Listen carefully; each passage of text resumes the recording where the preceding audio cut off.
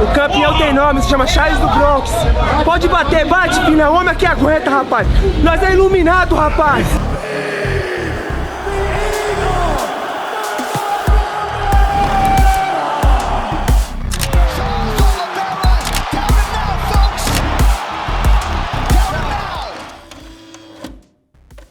The trifecta of violence, isn't it? Justin, Dustin, Chandler. And he did beat all three of them. But took a shitload of damage doing it. Now, who didn't take a lot of damage doing it? Habib. He didn't fight Chandler, of course, but he pretty much like obliterated Justin Gaethje and Poirier. He took him down and strangled him. Dustin and Justin fucking love getting rear naked, though, don't they? It's like they go on, take the back.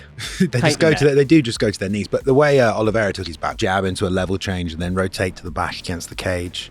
And then he was like, whoop. What do you make of like everyone saying Oliveira is more accomplished in the lightweight division than Habib? This is what I see the problem is of why Charles is going to have a hard time achieving some kind of GOAT status even now, is because when someone goes on an epic win streak and they get beaten, the person that beats them absorbs that win streak, all of the hype that was generated. Conor's big undefeated run, there was the Nate situation, but Habib took all of that. He took Dustin's win streak. He took like Gaethje's resurgence. So when Charles beats all these guys along the way, they've already been beaten. Dustin's epic streak had already been taken by Habib, right? When Habib retired, everything he'd done to generate this level of achievement, no one got to take that away from him, and no one got to absorb that into their own narrative. It's like Amanda Nunes now. The whole division is screwed because she absorbed Ronda Rousey. She took Cyborg's win streak. And it's also awkward as well because he lost to Islam, Habib's training partner. That's kind of what a lot of people still reference the fucking champion as Habib's training partner. You just like burn people down on this freaking show, don't you? But seriously though. His training partner. Well, no, that's not what I'm saying. You see that online That's all always a the good time, excuse. don't you? It's not me, it's the fans are saying that. It's true. The fans are saying It's true.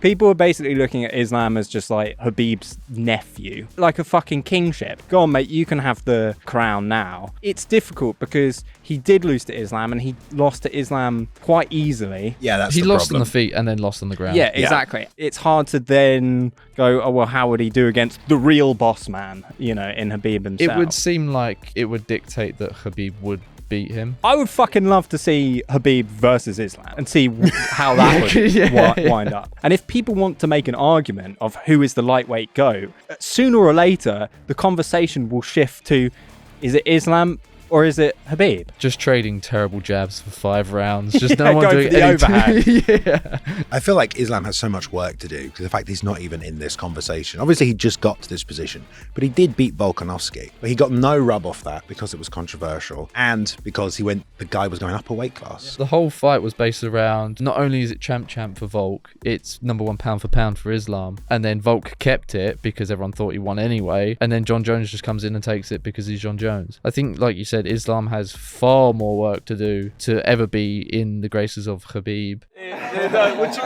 don't need we don't need to promote you. I feel like Habib was like loved globally. Obviously, he had a huge, like the country of Russia was behind him, right? Which is like a massive audience. But do you think Charles Oliveira is loved more by like an international fan base? Charles is like knocking people out. He's in these wars. He like gets in firefights. So I feel like do more people like Charles Oliveira? I'm not saying in terms of number, but like across the fan base. So I think you're overlooking the fact that he is the ultimate underdog. Here is a guy that for the majority of his early career looked as if he would never really be in anywhere close to the top 5. It never really looked like there was any clear route for him to be the champion. It's the long, hard route to the title. It's through the wins, but also the losses that make him such an interesting character. I think ultimately fans like people in this sport as well. And it's always great to have a dominant champion like Habib or a dominant fighter like Habib. But I think now we're starting to see with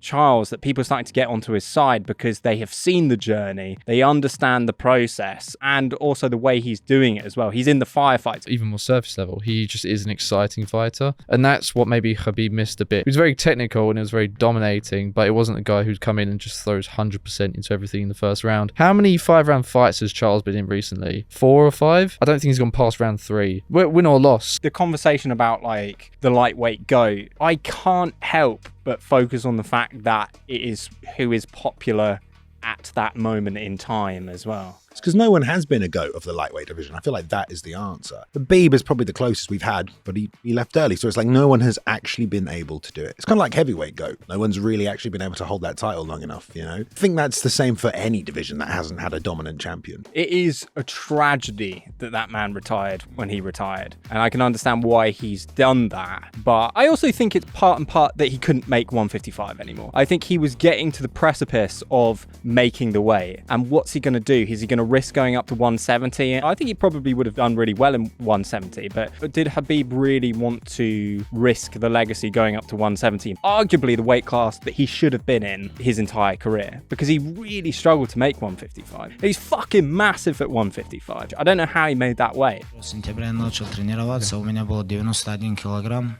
Я должен был 29 декабря показать 70 ровно. Back to this weekend as well, it's like, why do you think it is this win against Beneil Dariush that people are now starting to lobby for that moniker of lightweight GOAT? What makes that fight and what makes that win have people viewing him in a way which could be where he could be sat above Khabib? I think the thing with Benny is that he had all the tools to beat Charles because he wasn't afraid to go to the ground. He wasn't afraid to stand and bang. He's got a good chin. How do you think Beneil Dariush would have done against Islam if he had gone? I think better, because I think it would have been a slower fight with Islam.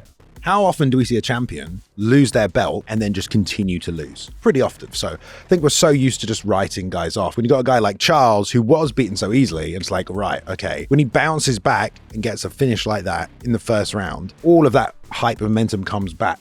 The way he's doing it, it's the bleached blonde hair, it's the catchphrases, you know, the champion has a name. It's these kind of things that people are starting to get on the side of. And I think, again, purely for what he actually has accomplished there. How many years has he been in that division? How many fights has he won in that division? How many bonuses has he won? How many titles has he won? Yes, Khabib has done it far more dominantly than he has, arguably. I think so. You know, was able to take those challenges and pretty much shut them down. McGregor, Dustin, Gaethje, you know, didn't take a lot of damage at all. But when you look at it as a whole, I'm not saying who is going to win, who would win between Oliveira and Khabib. Just saying, when you look at it objectively, who is the more accomplished lightweight? Okay, let's wrap it up then. Luke, who is the lightweight GOAT? Personally, for me, I'd still say Khabib at this time because of his record. I know he, won the belt of Iaquinta, but after that, he still fought the top three guys. Rafael dos Anjos. Or Benson Henderson. I think you have to look at Khabib, don't you? Just based on the amount of win streaks he ended. Who stopped the most people's epic